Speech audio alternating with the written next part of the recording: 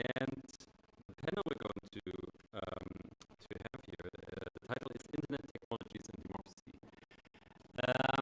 Well, it's not the first time that this kind of topic has been discussed in public, but my hope is that we can debunk some myths about the internet, and especially you here on the panel. But first, let me tell you something about the topic we're going to talk about. What I'm interested in, what we are interested in, the editorial board, what we thought about this panel was, when you look back in the good old times in the internet, then you could have the impression that everything was better these days. The beginning was good, there was the possibility for grassroots, there was a grassroots laboratory all over the net. You could gather in chat rooms, you could build up new communities and so on, and you could do it all by yourself, and it was the promise of democracy, and this promise has not been redeemed, to quote ourselves from yesterday. Instead, it looks quite the opposite. When you look at the internet today, you have, in Germany you would say, einen vermachteten Raum, fully a space which is kind of filled with power strings and corporations, the power of state, and let's say maybe even a quite helpless individual consumer in the center of it, who doesn't know what to do against Facebook and Google instead of using it and being part of it. So when we look at the rise of artificial intelligence, big data, and all the big corporations, the question is, can we still understand the internet as a political place?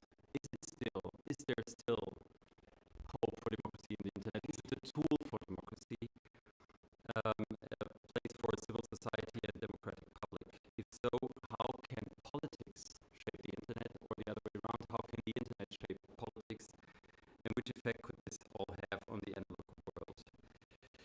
I'd like to discuss that with the panel participants, which I would like to introduce shortly. On the very right from your perspective, there's Katrin Passig.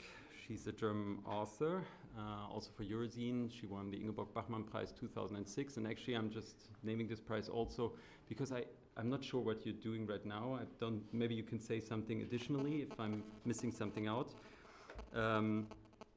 Articles on Eurozine carry the title "The Black Box is a State of Mind or Commonplaces of Technology Critique," and I advise you to read those if you haven't done yet. My personal perspective is whenever I read a text by Katrin, my view on the digital world is not the same. The upcoming book is Invent New States, How Politics is Done or is created in the internet, and will be published next year.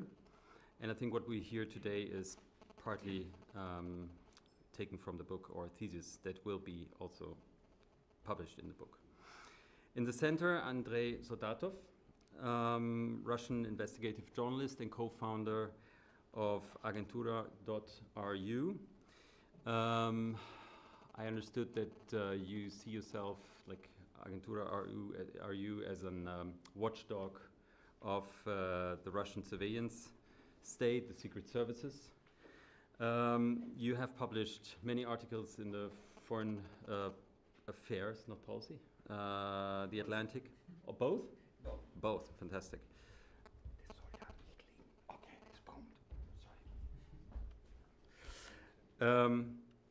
And also the book, I just want to name one, The Red Web, The Struggle Between Russia's Digital Dictators, and another one, The New Online Revolutionaries, which was updated 2017 after the election in the United States and the Russian, well, you will tell me more, ask more about it, but how the Russians intervened into these elections. And finally, Rachel Jolly, editor of the award-winning journal Essays on Censorship. You have correspondents all over the world, and you yourself have an experience of being a journalist and an editor for 20 years. You published in actually most of the British magazines and newspapers. And what was new to me when I prepared for this was that you also co-wrote a play, which is called Murdering the Truth, and nothing could be closer to this topic.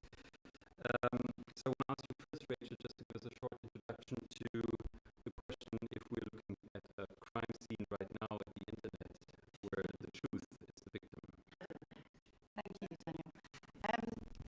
some of you who know me know that I'm very fond of tea. In fact, I'm being commissioned to write a piece for Miha already. So today I'm going to talk about 3 T's: transparency, trust, and why terms and conditions apply. The overarching questions here that I'd like to talk about are: what is the democracy that we want, and what is the technology we want to achieve that? In other words, how can we make it happen? So I'd like to take you a little bit into the past. Long ago, sometime in the 1990s, I was a journalist and I was taken to the BT labs in Ipswich, which is in eastern part of England, where they were developing something they called the House of the Future, where they said the washing machine would be able to talk to you and you could talk to everything. And the lab guy said, it'll be great. We'll know what you're wanting to buy and when it's on sale, and if you're out of it, someone will call you on the phone. And I said, that sounds really creepy. And then I was like, no, that sounds amazing. And then I think they went off and talked about how weird I was over in the side of the room. But it came to pass. And it wasn't the phone that called, but social media and the internet that knew what I wanted. And the phone call was often a pop-up ad. And I still think it's a bit creepy, because the only person I really want to know if I'm out of milk or if I want to buy a bed is really me. One friend even told me that Google knew he had multiple sclerosis before he did. Ads for the MS Society kept popping up when he was online, and he started to wonder why, and it was scanning emails and so on, and he was, in fact, Google was right, and he did have MS. So right now, Google's hoovering up our data, as I hope we know, who we email, what we search for, what we want to buy, not just Google, but Facebook, Instagram, Twitter, and also entertainment companies like Netflix and the BBC, who line up a set of programs that they know we want to watch, even though we haven't even heard of them yet. And basically, they're offering to take away decisions from us by letting them do it. They're saying it's tough out there, so may we choose you a book, a film, a life, a friend who you don't even know yet, someone who agrees with you maybe. And pretty soon you will realize that you don't have any choices left because someone else is making them for you. But actually, in many ways, this is also not new. In 2006 to 2010, I worked for a think tank that was pretty close to the UK government at the time. And it was well known that when Number 10 wanted to know what society was thinking, buying, feeling, sort of taking a societal snapshot, they talked to the supermarkets, because back then the supermarkets were seen as the leaders in collecting data. They knew if people were buying rom-coms or if they were spending less on their weekly shop, and if they were stocking up on tins because they thought there was going to be an economic crisis, and government would turn to them to find out what people were thinking. So back then and now, supermarkets were gathering data from loyalty cards. Then Google and Facebook realized we could give them loads of information if they created something and offered it to us for free. And so they did. And it was our choice. We chose free email when paid was an option. Other alternatives were and still are available. We chose a search engine that tracks our data. We chose to add our date of birth and our photos and our holiday details to Facebook, maybe. And for a lot of people, they handed them over without questioning why. And you may remember, like I do, reading one of those terms and conditions documents for the first time. I have a really clear memory of this and where I was. And just looking at the document and then realizing just what I was giving away, that this application was going to be able to read my emails and look at my photos and do all these other things. And I think on that occasion, I just said, no, I'm not going to use that app. But we just got used to it, and we just handed over all these rights for free without reading documents. And because the deal was you can't have the thing unless you click yes, so we did. And why is this a democratic issue? The thing is, in a democracy, we have a responsibility to make decisions as well as to be informed and be represented. And in democracy, we need to decide more rather than have decisions thrust upon us. And in giving away our data, we didn't realize that all that information would be collated into huge data banks, where people could work out things like, this person with a car is far more likely to vote for Trump, so let's focus on all these people who have cars because they might vote for Trump, rather than all the people who use public transport. Let's forget about them. And from there, all those people with cars were targeted, and so around the US election there was a lot of direct messaging going on, as we all probably know by now. All this data analysis about what people did with their lives is basically now used to target people with messages, as was done in the run-up to also to the Brexit referendum. But I think transparency is so important in a democracy, and it means that we know what the impact of our decisions are. I want to know what my government is doing on my behalf, and I also want transparency from companies operating in my country that may have impact on that democracy. I want to trust that the political system is working and then it's not being driven by shadowy figures and ideas that are hidden from view. So transparency of who we allow to access our data and have a personal contract with is really important for the future. And so it must be part of our future democracy that we know what we're signing up for, and the companies have to make that clear. So we take back that decision-making process. We also need more transparency about what political parties in an election period are saying to voters. In previous decades, we knew what arguments were being made to different parts of the electorate because we saw the billboards, or we saw the TV ads, or we saw the newspapers, or we saw the interviews. But what we're increasingly now seeing is hidden messages and hidden politicking. The electoral bodies need to catch up with those digital leaps and make some changes to what is allowed in election periods, I would argue. I'm going to argue that each campaign needs to lodge one example of messages or campaigns with the electoral body. And that's something that I think is now being talked about with the Electoral Commission in the UK. So whether those messages are on Facebook or on the side of the road, they're lodged with the Electoral Commission in the UK, so other people can see what those messages are, and they'll be able to challenge them. They'll be able to talk about them, and they'll be able to check them, and they'll be able to oppose them. Because a democracy should be a noisy, open society where there's disagreement and argument and space to do it. And that more transparency breeds more trust. And that's something that politicians and political systems need in order to operate. Because if no one believes in the system, then it fails. Democracy must supply its own terms and conditions, ones that create structure for rights and responsibilities, both for its citizens and for corporations operating within it. These include paying tax, living within the laws of the lands, and supporting its essential freedoms. We do not want to hand over the right to choose what we're allowed to see or read or hear to unelected Silicon Valley corporations. We should not be happy with governments that try to do that and suggest that massive California-based companies should be selecting the news or views for us. We should be making those choices for ourselves. At Index, we've already heard of videos, for example, that were taken down of the Rohingya Muslims being persecuted after pressure from the Burmese government.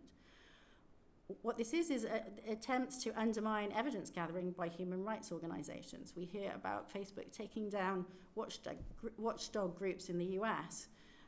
We hear of numerous issues where the Chinese government, of course, attempts to stop its citizens from having access to books and articles and news items on the internet, and is even going as far as giving people a social media score, which then is gives them a score which then means that they're allowed privileges or have privileges taken away. These are governments pressurizing social media and digital companies to act in a certain way to censor or restrict access. And in other nations, governments seem to want to hand over those decisions to social media rather than reviewing the law and going back through this democratic process. And back to those terms and conditions, I think we need terms and conditions document that run to a lot less than the 30,000 words that some of them do, which is basically the size of a book that it's really clear that no one's going to read before they click on. This is not a document designed for people to read or understand. Simple, straightforward contracts need to replace this culture of hidden meanings designed to mystify and mislead. We should know what we're signing up for with our new era of democracy and the technology that goes with it. We need technology that works to help us be informed, be curious, to connect, and of course we should remember that these tools do exist for good, but they can also be misused to surveil and suppress. Thank you, Rachel. Now, I would like to go a bit further into the state perspective, so to say. And we know a lot about 5 years ago, Edward Snowden helped us to understand what's going on in the United States in regard to the surveillance state. But I'm sure Andre can tell us more about the Russian situation and how it might be even different or more or less the same. Thank you. Thank you for having me. And let me start with one thing. We need to understand why actually we are talking about Russia. What makes Russia so special on the internet? Why we have all these discussions today about disinformation, information campaigns, fake news, and it's inevitably it leads us to the question about the Russian and Kremlin's approach to the internet. So what is so special about the Kremlin's ideas of the internet? And to be honest, let me start with something you are all familiar here, with words. For many years, I would say for 20 years, there was a big dispute between the Russian cyber experts, government experts, and the Western experts of the way how to talk about the internet. So the Western experts always insisted to use cyber as a word. We loved cyber warfare, cyber security, cyber offensive, anything about cyber, because they wanted to talk about cables and computers. The Russians wanted to talk about information. And all documentation and all legislation they suggested for the United Nations, for all these international bodies, they have insisted to have information security, information warfare, information offensive, information weapon. And why is that? Well, the reason is that the Kremlin and the Russian security services, they believed that the biggest threat is coming not from cables or computers, they believed that the biggest threat is posed by the content. And that's why we have information. It had some basic, I would say, it had some legacy from the Soviet Union, and it's based on actually on something they, as the Russian security services, inherited back from the KGB. I remember in 1996, when I just joined my first newspaper, I was assigned to go to the Russian State Duma, Russian Parliament, to the very first hearings about the internet. And the room was full with scientists, and mostly by people from Russian scientific institutes and research centers, and they promoted the idea that the government should give more money, more funding for building scientific networks and for networks to connect all Russian scientific institutions. And all of a sudden we got a deputy head of the Russian electronic intelligence on the stage. And he was very blatant and very laconic. He said, the internet poses a threat to national security of Russia. That was it. That was his message. So the Russian security services, from the beginning, they considered the internet and they wanted to think of the internet in terms of threats. What kind of threats they pose for the Russian stability, national security. You can pick up any name you want. But to be honest, it was quite fine until the late 1990s. Still, the internet in Russia was relatively free, and the Kremlin was actually didn't care a lot about the internet regulation. We didn't have any information wars online until we got a really big crisis. And that was the moment, by chance, that we got Vladimir Putin on the stage. We got the second Chechen war. And it was a very defining moment for many things in my country, including, actually, the fate of democracy. But it also was a very important moment for the Russian internet. Putin invested his personal prestige in that war. He wanted to win it. But the problem was that a lot of Russians, they didn't feel this way because, the Russian army, failed miserably, first in Afghanistan, then in the first Chechen war. So the first thing that Putin needed to do, he needed to find an explanation why This time it would be absolutely different, and to give an explanation to the Russians why we lost the first Chechen war. And he easily found this explanation. He said that it's actually because of the journalist. The journalist, Russian corrupt journalist and Western journalist, undermined the Russian war effort in Chechnya, and they forced us to lose the war and give and leave Chechnya. And to be honest, this message was sort of accepted by the Russian people, because by that moment, most of the Russian journalists were seen as corrupt by the population. People actually fed up with journalism back then, and that eased the way for the Kremlin to accept a new legislation and new ideas about how actually to control the information space, as we call it, in Russia. And that was the moment we got this information security idea. And in 2000, Putin, actually just few months in office, he already signed the so-called doctrine of information security. And you can find everything in this document. It's quite a remarkable thing. For instance, you can find the idea that one of the threats to the Russian information space is posed by hostile media, which try to interfere and dominate the Russian psychosphere, something like that. Back then it was, of course, about television and foreign media, but it was also about the internet. And that was the moment the Russian security services started thinking that they need to control the content. Also because the Second Chechen War was the very first war in Russia when you see the adversary, back then it was about Chechen militants, using extensively and very successfully websites. They launched a lot of websites, and for the Russian government it was really difficult to take them down, because most of these websites were based somewhere. Some of them in Sweden, some of them in Georgia, some of them in the United States, foreign ministries, and a lot of desperate requests to take them down. Nobody complied.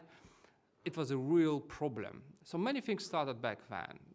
Patriotic hackers started back then, because when the government failed, the Russian security services came up with the idea that you can use some proxies, some people who might attack independent media or independent websites, and it would be fine for the government because you can always deny your responsibility. It would be not about you, it would be about someone else, about patriotic guys. As I said, it was a defining moment. The problem what we got right now is this dispute about the terminology lasted for many years, right until 2016. And even in 2015, when we published our book, The Red Web, I remember all my conversations with the British experts and American experts, and they insisted of using cyber as a main word. They didn't want to talk about information warfare. And when we got to 2016, and everything changed. Just everything. I got lots of people, my friends from American cyber companies and British cyber companies, and experts, government experts and private experts, saying that, look, probably Putin was right. Probably he was right thinking that the biggest threat coming off the internet is not some hacking attack. It's the information or disinformation, which is actually the same thing. We need to find a way to deal with the content. And we need to find a way how to talk about this properly. So maybe it's time for us to change the terminology. Maybe we need to forget about cyber. Maybe all of us, we need to accept the idea of information warfare. To be honest, I think it's a very dangerous idea, because maybe the Kremlin is not so skillful, not so good, and they made a lot of mistakes, but they sort of forced us to accept the Kremlin language of talking about the internet. And I think it's really dangerous, because still the internet is not all about the threats. Of course, there are a lot of threats and a lot of problems, but it's also an opportunity, and it still is. And that actually brings me to the question, which is one of the most paradoxical questions we have right now. Why is why he has been so successful in the West? And why, I mean, in terms of using the internet, and why he was so unsuccessful inside the country? And let me start with the second one. It's quite clear that, yes, we have a lot of repressive legislation. We have a very extensive surveillance system in Russia, much more totalitarian what we have, what you have in the West, because actually it's all pervasive and it's very aggressive. But still we have space for debate. Still we have Russian opposition leaders recording videos, and they have millions and millions of hits. Still we have people talking quite honestly about what's going on in the country online. And the most important thing is that still the source of information about the thing the government wanted to hide, for instance, the Russian military presence in Ukraine, or the disaster in the UK, I mean, the attempt of poisoning Skripal, or MH17, the details about that. The source for this information is the internet, social media primarily, because even the Russian soldiers were users of social media, and sometimes if they get provoked or excited, they post a lot of damaging information about them, like where they are, what they just did with some Ukrainian guy, and that's a source of information for journalists. So it looks like this technology, which was built to spread information, and that is, well, it's really difficult to curtail. If you need to control information online, it's a big problem. But the problem here is, in terms of technology, information and disinformation is just one thing. So outside the country, I mean abroad, of course it was quite easy, relatively easy, for the Kremlin to use the same technology to spread disinformation. And here is the question, why it's about Russia? What makes Russia so special? And to be honest, it's, I think for me, the answer is the Soviet legacy. The Soviet regime and Soviet authorities, by definition, they had a very interesting attitude to people they governed. Actually, they despised the Soviet people. If you look at all this history of limitations and documentation and legislation we used to have in the Soviet Union, it would strike you how many of all kinds of limits a Soviet citizen had. And the reason was that the Soviet authorities believed that any Russian Soviet citizen could in any moment go drunk or go mad or break something or go in contact with a suspicious official. So he cannot be trusted even with a very limited room of free will. The KGB went even further. Actually, if you talk to a former KGB guy, or, well, now it might be about the FSB, because actually it's the same thing. These guys are extremely cynical. And it is about the motivation they see behind any moves, any activities of people who try to do something. If you ask them, what do you think, what drives, what makes click, I don't know, Navalny or Soviet dissidents, the explanation they would provide would be something like, well, maybe his wife wanted to buy a new car. That's why he wanted to, I don't know, to move out of Russia, or that's why he tried to send his book to the West, because he wanted to make some money. And the general explanation was that everybody is corrupt. In the 2000s and in 2010s, Putin actually made this Russian national ideology that nobody could be trusted. Literally nobody. And it's a widespread thing in Russia these days. So nobody trusts trade unions in Russia. Nobody trusts politicians. Nobody trusts political parties. Nobody trusts parliament. You have only one guy you can trust. And, well, Vladimir Putin. And you have the population. And nothing in between. And that makes things really easy for the Kremlin, for Putin, inside the country, because in this case, you have only one guy, you have no choice, and that's it. And of course, he would love to have the same situation in other countries, because if you have a collection of strong people, like, I don't know, what we had in the 30s, that would make things really easy for him. So what he's trying to do, he's trying to export this cynicism and this mistrust in any kind of institutions to the West. Of course, I would never say that he invented this thing or he creates a narrative. Of course, it's not that.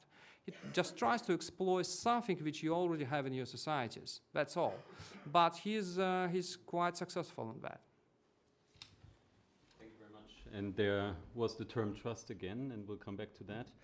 But before that, I would like to go deep inside to the core cell of the internet, maybe like to the beginnings. I understood that you, Katrin, saw the internet the first time 1993, if I'm correct. I think it was 94. 94, okay. And at these times, there was maybe something during lunch we talked about the dissident times in Russia when the kitchen was the place where people discussed for two reasons. Because the radio was there, and the second reason, it was the place where you could hide your conversation best towards the neighbors. Nobody listened there. Now, if I want to compare maybe 1994, the chat rooms, maybe they were kind of the kitchens in the internet, the place where people gathered and they talked about things. Was that the democratic place of the internet that we still seek? I've got problems with that whole history of the internet that you narrated in the beginning, but I'll come to that later. First, I'd like to make a technical announcement because I can see 10 people sleeping from here, and we'd rather prefer for you to get up, go outside, buy coffee, come back. I'm afraid the coffee machine isn't working, which is really a bad thing to have right after lunch. I'd suggest for the Berlin conference to have coffee after lunch. But please do get up and walk outside, go get coffee and come back. We prefer that to looking at your struggle to stay awake. I've got a theory about this cyberspace thing because it went a little bit different in Germany. People used cyberspace in the 90s subculture, and then it disappeared. It was an old, stupid word that no one used except Bundeswehr. The army started to use it a couple of years ago, and my theory why they did that is because it has space in it, and space has borders, and they feel comfortable with that concept of cyberspace as an actual space that needs an army to protect it and to defend its borders, and that's why they like that notion. I don't know how that ties in with your theory. Anyway, it was kind of you to say that the book is going to come out next year, because it isn't, at least not that I know of. I'm not sure how my topic ties in with the others at all, but I'll try to explain where I come from, and then maybe we'll be able to find some common ground later. I started thinking about the internal workings and the politics and policies of online communities after I had seen quite a lot of them come and go in a short time.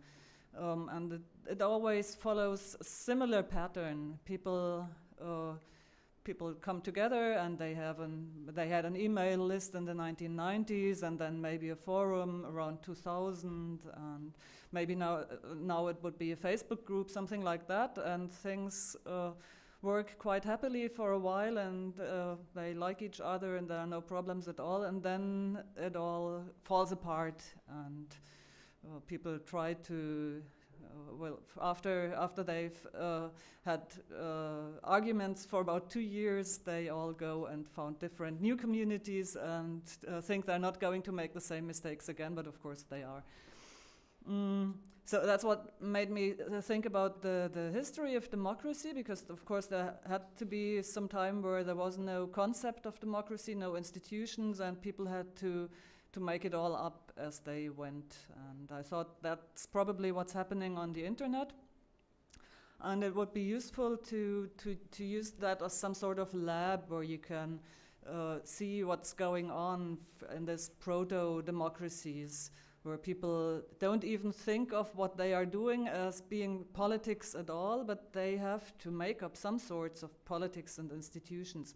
And I thought, because it happens so quickly on the internet, because there's so much churn and communities come and go, it would be helpful to try and learn something from what happens there and transfer that to traditional politics. After a while, I noticed there are several problems with that idea. One of them is people do not think about democracy or about political structures at all in these communities, usually. And if they do, and if they come to some conclusions, and if they find out what works and what doesn't, the next group will not learn from that group. There are interesting reports about the mailboxes of the 1970s that describe exactly the same problem that we see now in Facebook groups and wherever communities are right now. It's been the same for 40 years, so there's really not that much of a change when it comes to the political problems that these structures have to deal with. A second problem being that there isn't much democracy in online communities at all. There's a quote by Edward Castronova, who is an extremely interesting researcher that no one has ever read. I only found his name and some footnote after I'd been interested in the topic for about 5 years, so I don't know why no one reads him. He's written a few great books about online communities, and he said something similar like, there is no democracy at all in online communities, not the tiniest bit. It's all little islands of dictatorship in a sea of anarchy. So there's really not much that you can learn about democratic structures because they're just not there, and they're not. And that's not because Facebook and Google ruined the internet. They haven't been there in the 70s, in the 80s, and the 90s, because democracy is not as popular as we would like it to be. It's complicated. It's no fun at all, and people try to avoid it at all costs. Most of the structures you can usually find somewhere on the net are more like monarchies.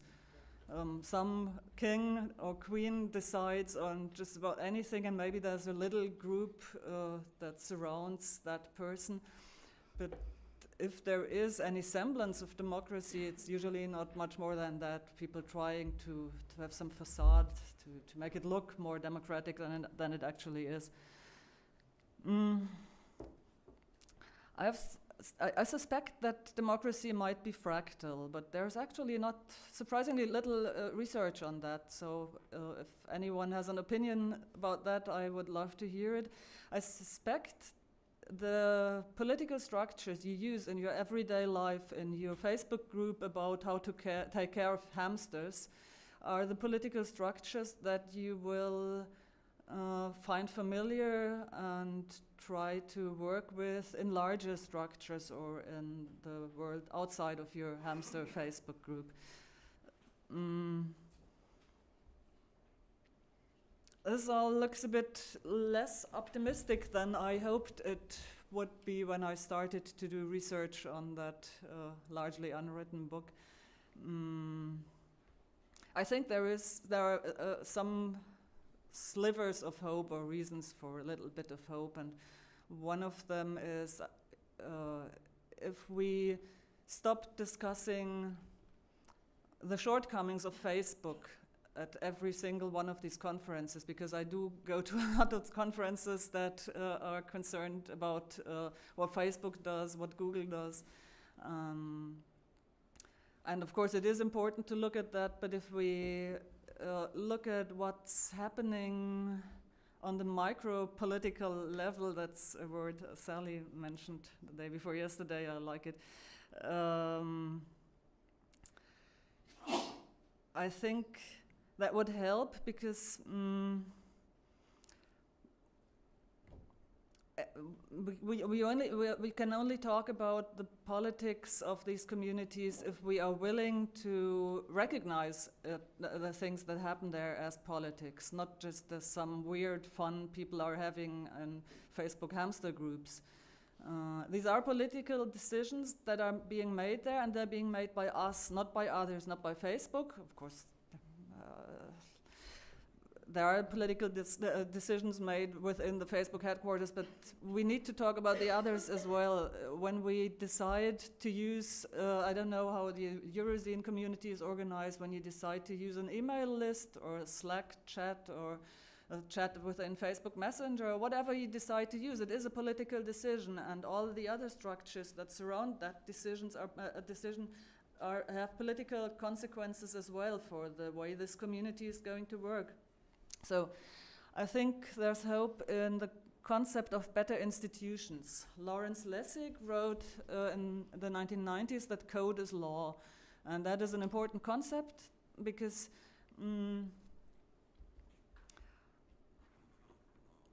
what Lawrence Lessig was trying to say was just that governments need to think about what happens when there is a casino on the internet, so that crosses borders, and you can't just regulate it within your country's borders. But that's not the only way that this code is law thing is important. It also means that whatever platform you decide on to use, that platform will influence whatever is going to happen on that platform for you. So there are specific kinds of arguments and of structures of arguments that will happen if you used the Usenet in the 1990s or an email list. Other kinds of problems that will crop up if you use something else. They're all specific to that decision you made right in the beginning because someone said, well, okay, let's use an email list. There have been small improvements. We don't have all the problems that people used to have in the 1990s with their communities. Maybe we've just exchanged them for different problems, but at least there has been, I would say, some small sort of progress towards maybe at least an idea of better institutions. And it's easy to talk about the fact that Facebook or Twitter are doing things wrong. But as soon as you want to have an informed discussion about what they should be doing instead, then you need to have thought about this whole history of political structures within communities in order to say what you want to have instead of that. Now I broke my promise and didn't say anything about your narrative, but for all the, I think it's in just about every invitation I get to attend a conference on the internet and democracy. It always says there was this golden age and it's over now, and that's why we need to talk about the things that we've lost. And I don't think it works that way. It is a convenient narrative for conferences, but I haven't done any quantitative research on that, but someone should actually try to find all the conference invitation emails from the last 20 years and see whether they weren't saying there's this lost paradise even in the 90s. The books definitely do that. When you read books about the internet in the late 1990s, they all talk about the lost paradise back then. Thank you. Thank you very much. But that's exactly what I'm trying to do, and maybe that's the link between you three. And that's what I would like to talk about, is kind of to debunk the myth that the internet is somewhere in the past a democratic place. Because what you described now is three different perspectives on the internet now and in history. Looking at the corporations and looking at the state in Russia, and also looking at the small chat rooms in the beginning, and even Wikipedia. I mean, whoever tried to change a Wikipedia entry failed very quickly, probably, if the change is more than just putting a comma on a different position. So even Wikipedia, that is always held up as the grassroots institution in the internet, is not what it seems to be. And I think the link is, and I just want to throw in this question, and then open to the audience, because I'm really interested in the debate.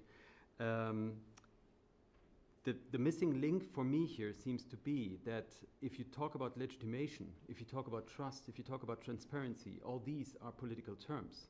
These political terms are not used even in the smallest mailing groups when they come together. The first one who sets up a mailing group is the king or the queen, as you said. So I just want to quote or bring in a definition by Shoshana Zuboff. I mentioned her book before, but she is talking about, in regard to information war, she's talking about a pathological division of knowledge in the book Surveillance Capitalism. And the question she raises is pretty simple, but this question is kind of an analytical pattern to analyze in all these three groups that you mentioned, or spheres of the internet, if I may say so. to analyze what power means. And the power term doesn't appear very often. Control, you mentioned control region, which is related to power. And the question is, first, who knows, who decides, and who decides who decides? This question was raised by Kant already, in a way. Like, this is a kind of democratic, old democratic question.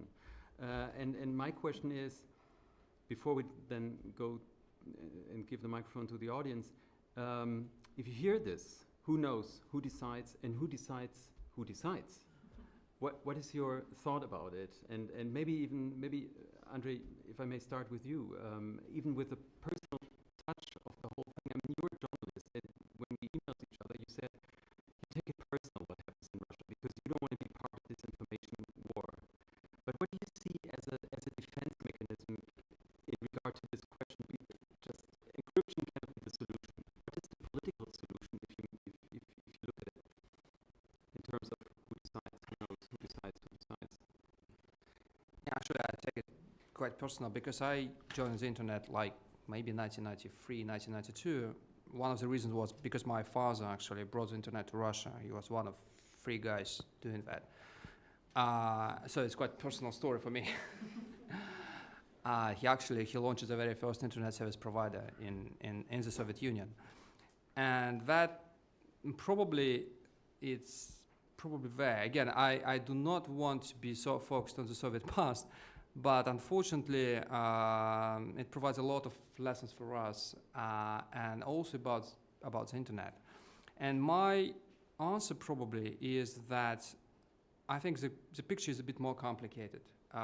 You are absolutely right, being very suspicious and critical of what's going on right now on the internet, because it looks like, some people, we all know them, they started this thing out of very idealistic ideas they got in the 60s in California, and we wanted to build a very horizontal structures, and they never thought about, say, security, because there was no problem of trust, because everybody knew who they were, and we trusted each other, and that developed into something completely different. Now we have hierarchy, right? We have ranking. The video posted by you or posted by CNN would have completely different ranking. It's all about hierarchy. It's not about horizontal networks. And of course, the governments in many countries, from the United States to Russia to Europe, they found a way how to use these things. And right now, it's not only about actually dealing with hierarchy, but also of imposing some borders. That's why we have in the room this crazy talk about digital sovereignty, which sounds completely crazy and was first invented by Chinese and the Russians, but after Snowden revelations, a lot of people in Europe, and I remember Angela Merkel and the French President Hollande, both of them stated that now we need to build our own internet in Europe, which sounded a bit strange because all of us think of the internet as something really global. But I would say that there is a good thing, still there is a bright side to that. And maybe Russia is a very good example to that, because everything is very radical about Russia. So you are absolutely right talking about these things when you have a politically stable situation. When everything is calm and you have your president for 18 years and nobody expects anything to happen. In this situation, you have, and unfortunately, you don't see, enough internet freedoms, and you have all these problems. But the nature of social media is that when you have any crisis, any kind of crisis, all of a sudden you have something special. You have the thing that in social media, content is generated by users, not by employees of a company which runs social media. And it's the biggest and the huge difference between the media, traditional media, and social media. The content generated by us, maybe it would be, this content might be disinformation, might be stupid rumors and gossip. But when you have something really big, like a political crisis, like the Arab Spring, or you have a natural disaster, you have people generating this content, and that actually is is something the government still are struggling to find a way to deal with. Most of the systems of surveillance, in not only Russia, but also in the United States, they are designed and built to deal with few troublemakers.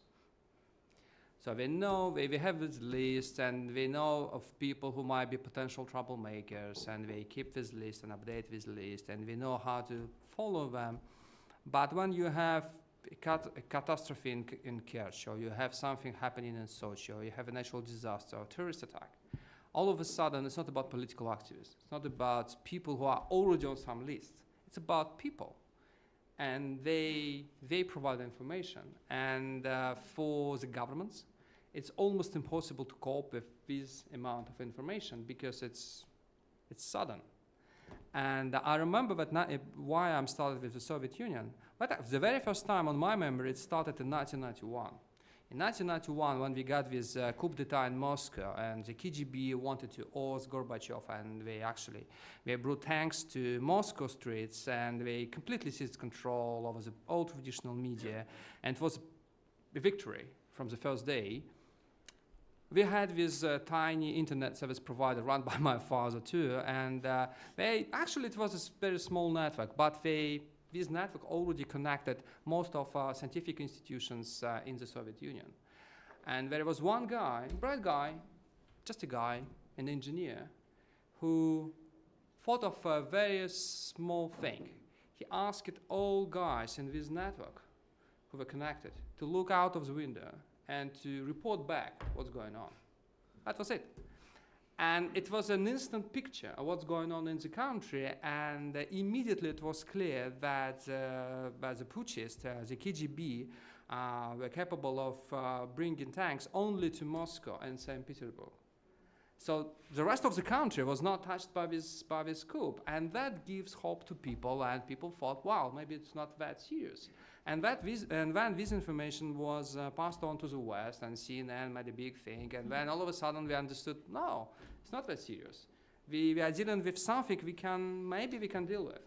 So when you have this kind of crisis, the internet is still what we dreamed back in the 80s and the beginning of 1990s. Great, yeah. To try and give another answer to your question about who decides, because when you go back far enough in the history of actual traditional democracies, which isn't that far, you only have to go back to the 19th or early 20th century, sometimes late 20th century, then you always find that there is this, it's Geburtsfehler in German. Does anyone know the English word? I don't want to translate this. Birth error, I don't know. Something that is baked into roots. the thing right from the beginning, that there is always this undemocratic moment when a democracy is born, that someone has to decide who is going to decide. You can't solve that in a democratic fashion. It's just not possible. So I feel uncomfortable when you describe the internet as some specifically some place that is specifically less democratic than the rest of the world. It isn't. It's just in a different stage of its democratic development. And when you look at the European democracies and the way they got rid of monarchies in the 19th century, it worked quite similar. When you read up on Wikipedia on the role that Jimmy Wales had in the beginning and the role that he has today, and the intermediate steps that led from here to there, it is quite similar to the process that monarchs, kings in the 19th century had to slowly cede some of their powers and enable democracy to do more than they used to. And there are these these large grey areas in between, sometimes lasting decades, where it isn't quite clear what the king can do and what he can't do, and what democracy should do and what they can do without being thrown into jail by the king, who finds out that he still can do that kind of thing. So the internet democracies are in the 19th century right now. They're only now finding out how things might eventually work, what institutions are needed for that to work, and we shouldn't hold it against them that sometimes, no, that actually in all cases there is an undemocratic decision who is going to decide who's going to decide. Rachel, the murder case. Okay. What about democracy? Is it dead in the I'm going to internet? have a short answer because I think lots of people have Yeah. other things to say. Just to your question, do we care about democracy? I think that people do care about democracy, but they just use other words to describe that. So people definitely care about trust.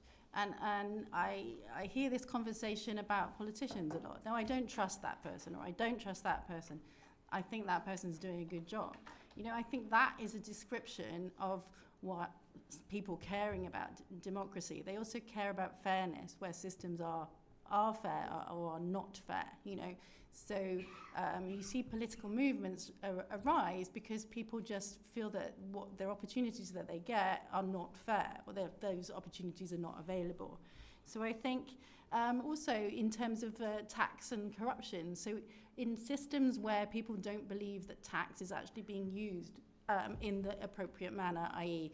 for roads, for hospitals, but is being creamed off to be used by, you know, the Prime Minister for building a big house, they lose trust in the system, whether that's a democracy or any other system. So I think what we are seeing is people describing what they want from a democracy, but just using other words to do so.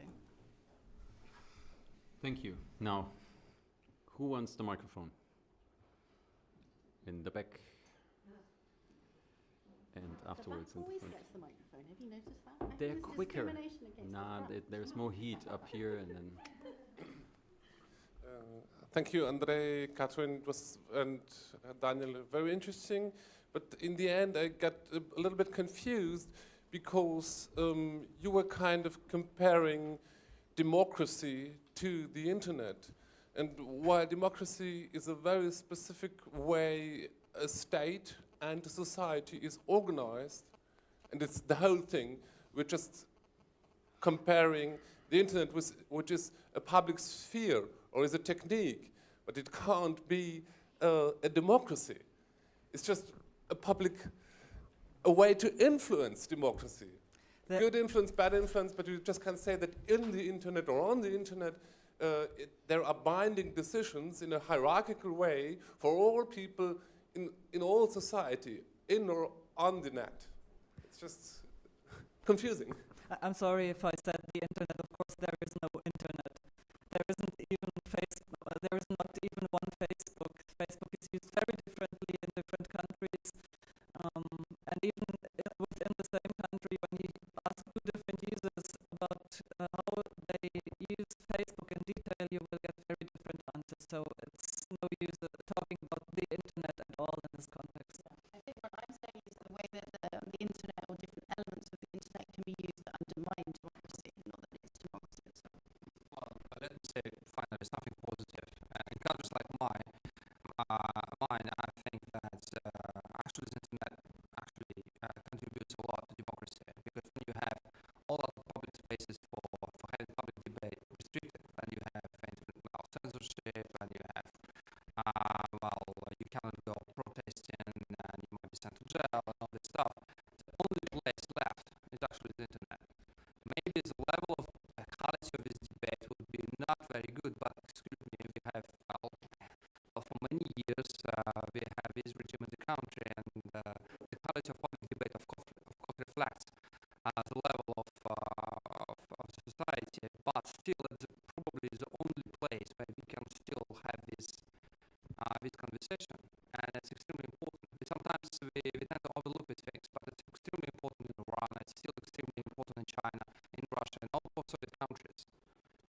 I would say it's important in Germany as well. You don't have to go to Iran for that to happen.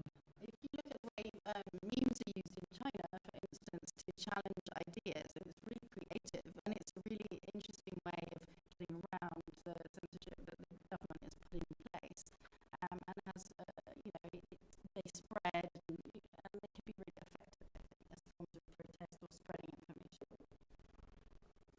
I have the mic, so whoever got the handouts, he will have to wait. Sorry. You used several words in your presentations that actually made me feel like Alice in Wonderland and thinking of the clouds.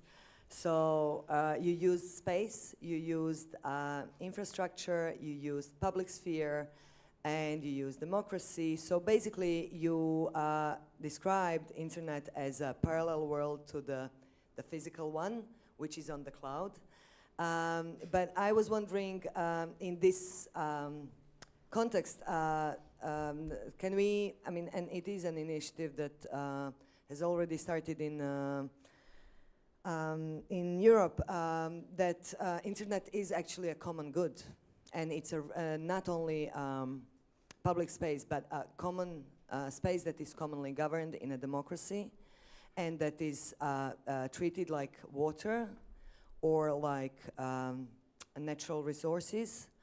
And can we discuss about internet in those terms? And then there is no need to legitimize who it belongs to. If it's a common good, then it's a common good, and then we can decide on who makes the rules. But also we can maybe see more clearly who is the king and who should be overthrown. There's always someone that has a hand on the switch that can turn the server off. Even if you say it's a public good like water, there will always be someone in charge of that public good, so it's not that easy, I guess. I'm not sure this answers your question, but I think there's a trade-off usually when people say we want to create our own services, we don't trust Facebook, we don't trust the cloud, we don't trust anyone, we are going to run our own server and put our software there. That is one of the most common problems for projects to fail, because they have this person within their organization that can simply turn off the server, stop paying the bills, say the domain belongs to me and I'm going to sell it to the highest bidder. So there's always this trade-off, and I think that is one of the reasons why many people say, no, we are going to use Facebook, we are going to use some other platform, we are going to use someone that doesn't belong to any of us within the organization. But I would like to specify this question just because I think, and then immediately go back to the audience, because we have this idea and we have open source software. Now the hardware is probably not so easy to be open source, to be amended, to be common good. But why has in the history of internet, though there is obviously the consciousness and the knowledge that this is not a democratic place or not the most democratic place, why has there never been a movement? And I would not follow Volker there with internet and democracy is the contradiction or doesn't go together. Why has there never been a movement of Aneignung, of taking over, of democratizing it like we did with open source software? Why not open source hardware where a community has the server room and we decide as a community, as we do about housing or water, about who has entrance to which amount of server space and internet and so on? Why are we looking at the internet as consumers but not as citizens? Well, actually, it's not true, because you have this new movement which started with cryptocurrencies. Actually, and it's a very big thing in the Silicon Valley right now. You have companies which, by definition, they're building horizontal things where there is no one master and there is no one guy with a switch. It's impossible. And actually, it's very profitable now, and it's a very big thing. These companies are extremely active, are extremely aggressive, and they're building up these networks, which might be used not only, as you know, not only for currency, but for all kinds of things. And I think it's actually it's a future in a way, because nobody would be in control. That's the main thing for these networks. And to be honest, I don't like this idea that somebody somewhere in some room have a switch. I think it's not true. It's never been true, actually. And from 1990, to be honest, 7, where Clinton decided to give up control over ICANN, the company which he created a corporation, not a state department, to deal with domain names. And I remember I'm a bit emotional about this thing because that's the language the Kremlin wants to talk about it. Actually, we have this constant talk about the switch, but someone has a switch. We just need to locate him and put pressure on him, which is not true. I mean, it's not true on the internet. That's not how the system is built. Yeah, you can find someone in charge of a specific thing, but you always can move on and you move on and move on. What's going on with cryptocurrency? It's actually it's bad.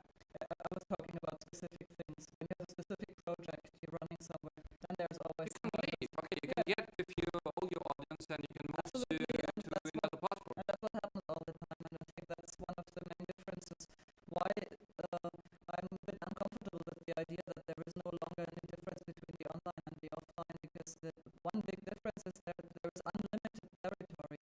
It's not as in the physical world where you have to discover America and then get rid of the people who already live there in order to try out a new form of government. You can simply leave, and there is unlimited space and whatever way you want to interpret it for you to try something new. Yeah, absolutely. And that's part of the problem as well, because it means that people never try to find we talked about that during lunch. People are not very motivated to try and solve to find a common solution to a problem, because you can always just split up and have two different projects from now on.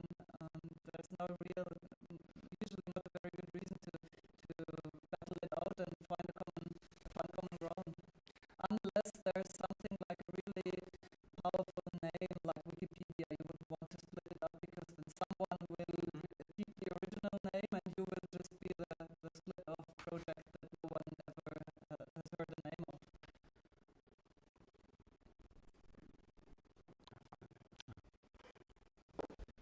So the last time I think we had a major communication technology that was new, it was about 100 years ago with broadcast and radio and TV. And the way that's governed, in the UK at least, is absolutely prior to that era, where they banned people from broadcasting themselves without license, and they produced a public corporation, the BBC, which now became utterly dominant. I suppose my question is, if we see the internet as a product of the neoliberal era, and we look at how it operates in an entirely neoliberal way, is it inherently the case that it's run in the ways you describe, or could we run it as a commons in the way that people like Eleanor Ostrom describe, and I just heard about in an entirely different era, or is it something inherently about the internet that makes it this kind of capitalist neoliberal space? I think by running it as a commons, you will not solve many of the problems that usually are talked about when people complain about Facebook or Twitter. The fact that it's run by commercial companies now doesn't really, if you decided to, for some reason you're lucky, you are saying, okay, we are creating a second Twitter, but this time as a commons. You would run into basically the same problems with free speech, with people being harassed. You would have to find solutions for that, and they are totally independent of the commons or not question. So while it might be possible, I'm not sure this would lead to me getting invitations to more optimistic conferences. Just to reference your point about radio, I think one of the interesting things about the internet and digital technology at the moment is the way that it's freed radio in many ways from national restrictions. So you have the use of podcasts to, that individuals can make themselves, that are growing in popularity, that basically negotiating away from national infrastructure or national legislation, and is often increasingly used for news in places, I think I mentioned this before, in places like Zimbabwe and China, where there is a restriction on information and to get different types of information, different types of news for different communities, and I think that is a really good use of digital technology. I think what we sort of imply that in case of radio, diversity actually is a good thing. The biggest challenge for the internet, I think that it's not necessarily a good thing. So we have this big idea, which we got after Snowden, that all these global platforms are actually something really bad because it's so global, and everywhere you have Facebook and Google and Twitter dictating you what to do. The problem is that actually what there's some big elephant in the room, which call it localization. And actually, all of these platforms are extremely interested to localize the data, because it's not about computers, it's not about cables anymore, it's about the content and the way this content is generated and where it's stored. Yeah. So actually, it's quite profitable for the companies to split and actually to have the data generated by British and Britain and by French in France, and by definition in China, well, in Russia, in Zimbabwe, and Iran. And the problem is that it's not only about government pressure, it's a combination of these two things. So the government is interested to localize everything because we want to have a national legislation, and we want to have their own internet, which should be absolutely different from, say, the Americans or the British or anyone else and something else. But it's also in the interest of the companies, actually. If I'm sitting in Moscow and I'm going to google.com, I end up in google.ru, not because the government tells Google to redirect me to google.ru, but just because it's the interest of Google. And instead of a very global sort of picture we used to have in the 1990s, we are going to the age where we have a very localized version of the internet, which I think actually could be really dangerous, because the internet was not about that. It was about global. And actually that was sometimes we overlook this. But the global nature of the internet actually gives a lot of hope to people who live in the countries with problems. Like I would never, say, for instance, take my personal experience. And I'm an investigative journalist, and I have some problems being published in my country. And the only way for me to get published actually is to find an American publisher. And I found it thanks to the internet. And I publish my stories because I can communicate and I can get them published somewhere, and then they can be translated into Russian by someone, and that's my way to get back to my audience. And that's true for many people. And we can lose it if we are going to this localization. And I think it's also something about the quality of debate we have. I remember this story about Chicago Tribune, how it was reformed in the early 2000s. When some bright people decided that to generate more profits from advertisement, Chicago Tribune should not only fire all people covering international news, but every neighborhood of Chicago should have its own Chicago Tribune, which is probably good for local shops, but is it necessarily good for the audience? I would doubt that. Maybe I have my perspective as journalist, but I still think it's a very tricky question. It's a big challenge. Ich sehe da hinten ein Kopfschütteln. I see Mr. Shaking, you're shaking your head so heavily. I would like to give you the mic because your hand was raised before. Then there is Simon. Sorry, but in the back there was long. And afterwards, Simon. Yeah, I shake my head because I have some other perceptions, and I found it a little bit contradictory. The ones I really support your notion, Katrin Passig, to find good or new ways for good institutions. I think that's a very important question. But to go over the question of common grounds and to make us more comfortable with the monopolies of Facebook, Google, Apple, or the big five, in my perspective, it's not the way, because these monopolies, which are now gaining global reach, at least in the Western sphere and in other spheres too, they are completely, in their inner architecture, completely authoritarian. And they are very much linked to the secret service and secret police system of their country where they belong to by law. And for me, if you're talking about democracy and good institutions, we have to challenge also this basic architecture instead of being calm and use it, and being fatalistic to use it. There are wide ranges of democratic institutions, common goods, and municipalities, as we talked it yesterday, which are not part of the Google or Apple or whatever realm. And one approach of these companies is to get a grasp on these infrastructures, and we have to resist that. At least if we don't want to be foolish, naive little entertainment slaves in the future, which is then the only difference which we have probably to the people within the social scoring system of China. Thank you. By institutions. I was talking about software, the platforms that you decide to build your project on. And sometimes I don't believe that there is much individual learning, that new people enter these projects every day, new people are being born, and you can't expect every single one of them to learn everything there is to learn about failing democracy on online platforms. Just the same as probably very few people in the room could explain the details of the political systems of their countries. We just rely on them. We don't necessarily know all the details. So if there is any progress, it is going to be in institutions because that we can use and rely on.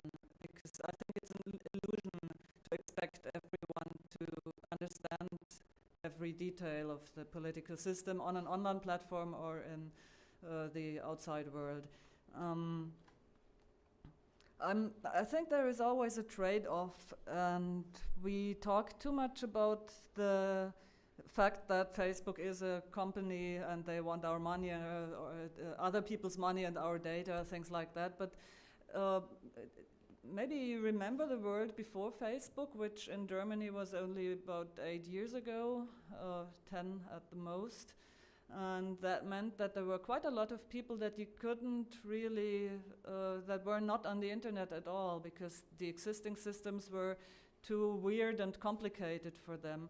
And I think that is a common trade-off. I've yet to see an open source system that, well, I used to say my grandmother could use, but I can't say that anymore because I'm pretty close to grandmother age myself now. But also it's unkind to grandmothers who are quite proficient users of the internet sometimes. Anyway, there are technical and social reasons why open source software usually favors a technical elite. And I think there is value to the fact that everyone and their grandparents have been on Facebook for the last 10 years in most countries.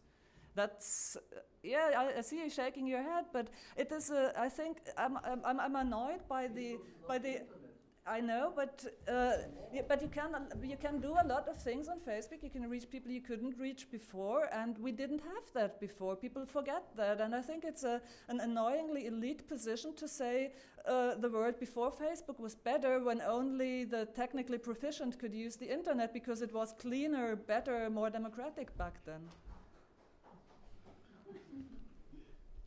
Simon was here before, and then I would say two more. Sorry, it's 3 o'clock. Mika, you said before. You grab the microphone. It's not like the internet here. So one concept we haven't heard about, I don't think, so far is artificial intelligence. We're talking about sovereignty and democracy online and in internet structures. Then I think we should also try to think through how AI is influencing our own understanding and our own practices of sovereignty, how we, i.e. users, citizens, relate to one another via artificial intelligence. I don't have much to say. It's a good question. Black box.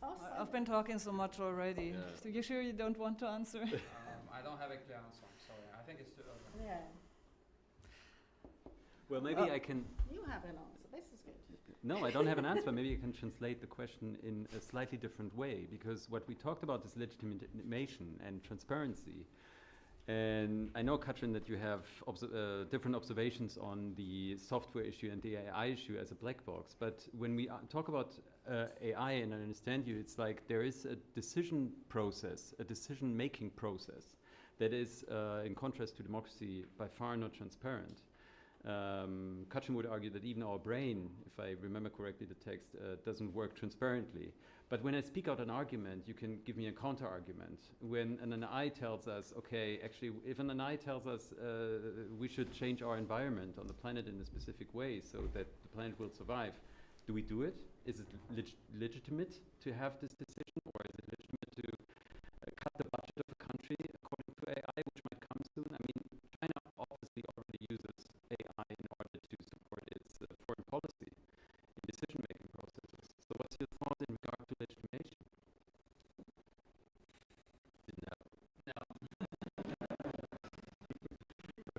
Everything I could possibly say is already in the article that's in the book in your conference bags. So that was Simon's intention to advertise the book. So, two more back there, Mika and someone else. Now she's.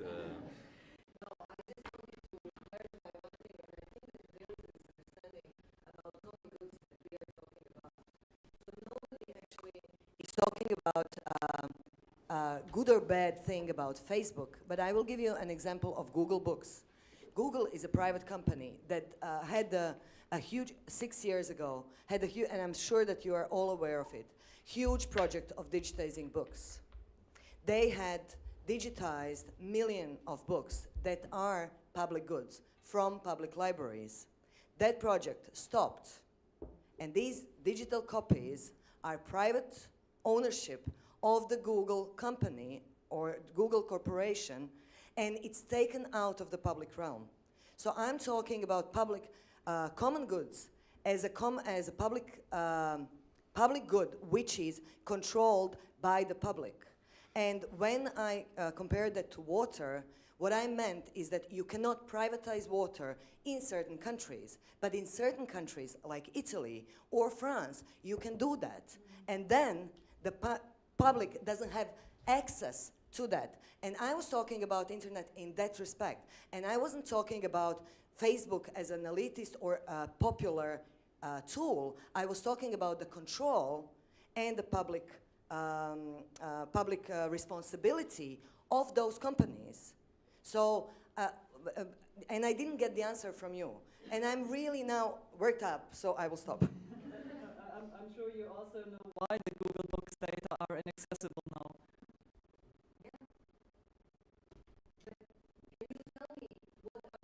I mean, they're not inaccessible because Google is a private company. They're inaccessible because authors sued Google. That's why we can't.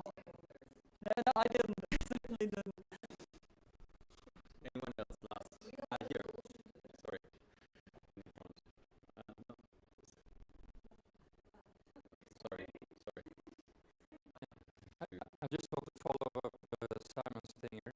There is another structural technological thing about democracy, and that's the length of the articles. I mean, we are all journals publishing essay length, and with the shortened attention span that's coming up now with this social media, messaging culture, all these different things, there is, I think maybe this is something from Rachel or Daniel, which is publicizing. Are you, when you are at internet, shortening the article, which is maybe making the critical judgments shorter, and maybe we are losing something here? I'm just wondering if you feel like with the internet culture that we are losing some democratic judgment here by technology. There's some data from Pew Research that says something that 66% of people that they surveyed see Facebook as a news source, and only a third of them actually open the story. So I guess there's something about people not reading very far. But I think Miriam, said something yesterday about the myth of the short attention span, so she might know a lot more about that. But I think that long-form journalism is actually, there's a lot of signs that long-form journalism is coming back, so I don't think we should be shifting away from it, because I think there's an appetite for longer, more detailed things that people feel like they're not getting from Twitter, maybe. And so I think, we're seeing the rise of book sales, for instance, again, which I think is an encouraging sign. We we do shorter pieces on the web as well as longer pieces in the magazine. We do videos and we do, you know, all sorts of multimedia, I guess is my other answer. It's a very short, optimistic example. So 2 years ago, I was at a meeting of some Russian activists and Facebook people, and it was completely off the record, all this kind of stuff. And finally, there was a guy from Facebook who said, look, if you want to be successful on YouTube, our advice as a company is to make your video of 20 seconds actually length. And a year passed, and all of a sudden we got this big explosion of YouTube, political YouTube. We got lots of videos and which are viewed by millions of people, and they are extremely long, like 40 minutes, 55 minutes. They're extremely boring, even on my test, but they are extremely popular. So actually, even these global platforms, they do not know what they are talking about. And I would like to defend Twitter a little bit. We discussed that yesterday in our Barcamp group. I think complexity of the argument is not tied to the length of the text, and I think that following a longer thought does not necessarily mean long-form essays. When I read a book by someone, it feels like there's some closure to it. I read the book, I done my bit, but actually following the same person on Twitter for 5 years and reading their arguments bit by bit again and again every day teaches me a lot more than this one book might have done, even though the book is maybe 300 pages and is long-form journalism. So maybe you're reading the wrong books. No, I mean, following someone for 5 years is a form of a long attention span. But also you're seeing with tweets, you know, these kind of aggregated tweets where people do 1 of 10. And I think that's really interesting in terms of a trend, because there's a really interesting barrister that I follow on Twitter, and he's been sort of doing his argument in a series of 20 tweets. So he obviously sees the need to expand from the original one, and it's, you know, and you see more, I think you're seeing more of that way of using Twitter, but to expand on your argument. So, thank you all for your long attention span this afternoon. There's coffee upstairs now, even more, and I think Philip has a small announcement, maybe that there's coffee upstairs. Yes, there's coffee upstairs. No. So, first of all, I would like to thank the panelists and Daniel for this great panel. Thank you. Who needs coffee if you have this kind of discussion?